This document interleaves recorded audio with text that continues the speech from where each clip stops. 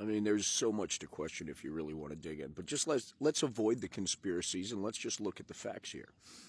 We've got the Charlie Kirk. We've got the Butler. We've got every single PR stunt that cost innocent people lives or got hurt or whatever.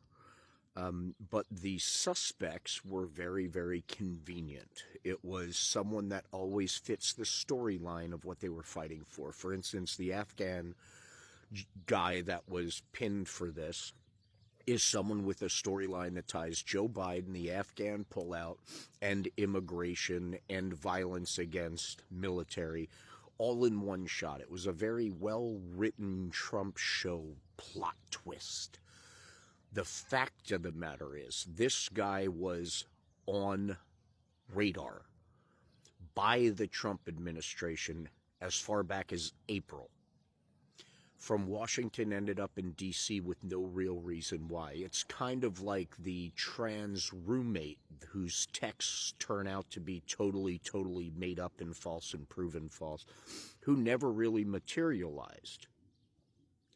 The guy from Butler who was watched and pointed at and looked and all this other stuff. All the little holes in the logical bullshit stories that they put out describing why these people do what they do. Well, this guy is no different. This man just had all of the unanimous consent in Senate and Congress to expose his dirtiest of nastiest of deeds to him and all his friends and some of his, and had the crown prince, and had everything's imploding on his fat ass. So yes, this is the time for some big drama to be inserted in. I don't know if the screenwriters have a big box of pull out when needed, break glass in case of emergency people we could set up for various things. Who cares who gets, KI double hockey sticked in the process?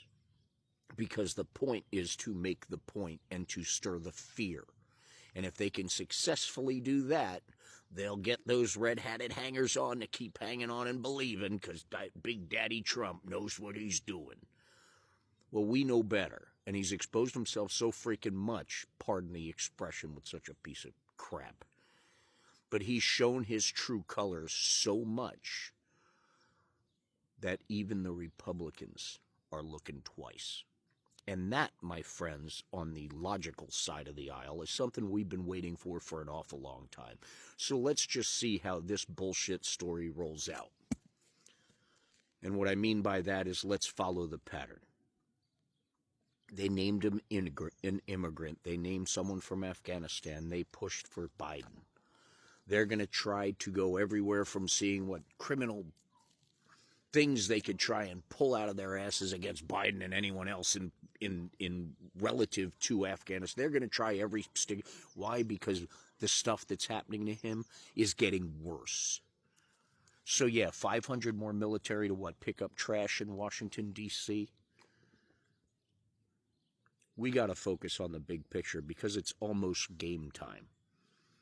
And we need the Republicans that used to vote for him, that used to back him, to recognize, stand up, and stand shoulder to shoulder with us. Because this country is what we all supposedly love. Right?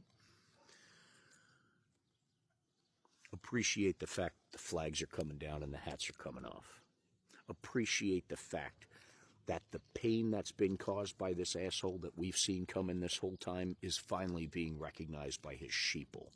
I know a little too late, but at least it's happening. So welcome them with the middle fingers behind their backs as you show them their battle lines. Peacefully, we will take our country back, right, Doug? That's what it's all about. True patriotism and actually the united part of the United States of America. So stay diligent, stay educated, and be kind. So we're all in this together.